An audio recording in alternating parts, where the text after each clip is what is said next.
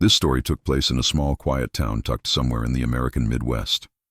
A town with more cornfields than people, where everyone knew each other's names, and where life moved at a pace that made you forget what the outside world even looked like. But the thing about small towns is that they also know how to keep secrets. This story is about a man named Evan Miller. He was 32, worked as a mechanic, and had lived in the same town all his life. People described him as calm, polite, and always willing to help. He wasn't the type to make enemies or draw attention. Just an ordinary guy, until one cold October night, he disappeared. Evan lived alone in a small rented house just off the main road. Every day was the same: work at the auto shop from 9 to 5, grab a sandwich from the local deli, drive home, and fall asleep watching old movies on TV. That night, October 17th, 2018, was no different. At least, that's what everyone thought. His co-worker, Matt, was the last person to see him. He said Evan left the shop around 8 p.m. after finishing a late oil change. It was raining lightly, and Evan had complained about how his headlights were flickering. He joked that maybe his old Ford truck was finally giving up. Matt offered to follow him home, but Evan just laughed and said, "It's a 5-minute drive, man. I'll be fine." He never made it home. The next morning, his boss noticed Evan's truck still parked along County Road 13, halfway between the shop and his house. It was pulled over on the side of the road, lights off, doors locked. Nothing looked broken. The keys were missing, but his phone was sitting face down on the passenger seat. The strangest part? The driver's seat was pushed way back, like someone taller than Evan had been sitting there.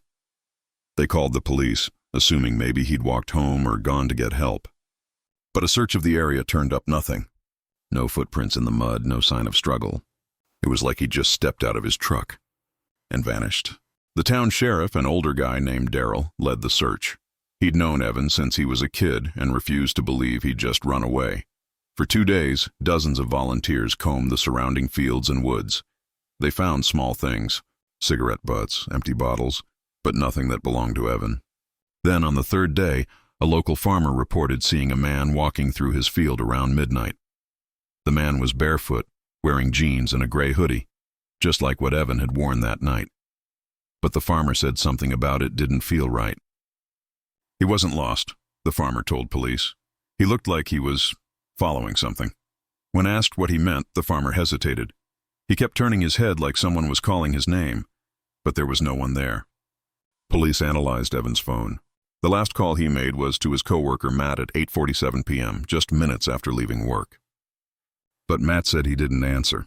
He was driving home. The voicemail Evan left was chilling, soft crackle sound. "Hey, Matt, can you hear me? I think someone's pulled over behind me. Their headlights have been on me since the gas station. I'm just gonna..." Then static, the voicemail ended mid-sentence. When police traced the number, it came back as unregistered, likely a burner phone. They checked nearby gas station cameras, but the footage from that night was corrupted due to a lightning surge. Everything that could go wrong did. A week later, a woman named Janice Porter came forward. She lived near the edge of the woods by County Road 13. She said she heard a truck idling outside her house around 9:15 p.m. that night. When she peeked through the window, she saw 2 vehicles, Evan's old Ford and another dark SUV behind it. She didn't see faces, but she swore she heard shouting. One man said, "You shouldn't have called me." Then there was silence. Janice assumed it was just an argument until she heard what sounded like a scream. When she looked again, both vehicles were gone. Police searched that stretch of road again, but the rain that night had washed away most tracks. Over the next few months, the case went cold. Until February of the next year, when a hiker found something deep in the woods about 5 miles from where Evan's truck was found. A single muddy work boot. Inside the boot, police found a folded piece of paper. It had one sentence written in shaky handwriting. "He's still driving." The handwriting matched Evan's. There were no fingerprints. No other belongings were ever found. The town split into 2 camps. Some believed Evan had been killed, maybe robbed, maybe taken by someone he knew.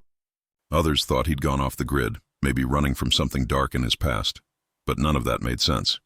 His bank account was untouched. His tools and personal items were left behind. And he'd just signed a lease for another year at his house. Even his dog, a German shepherd named Duke, refused to leave Evan's porch for weeks.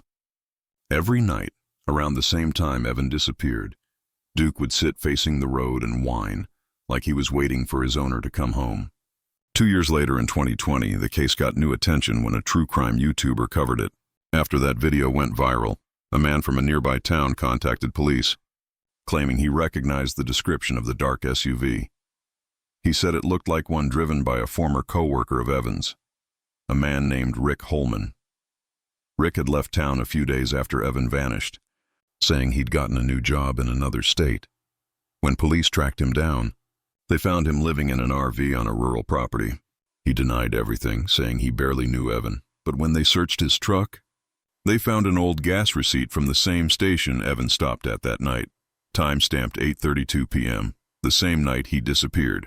Unfortunately, there was never enough to charge him. The last twist came in May 2021, nearly 3 years later. A truck matching Evan's, same make, model, and even a matching dent on the rear bumper, was reported driving down County Road 13 late one night. Police rushed to the area but found nothing. The caller, a trucker passing through, swore it was the same vehicle. When asked how he knew, he said, "Because the guy driving looked right at me.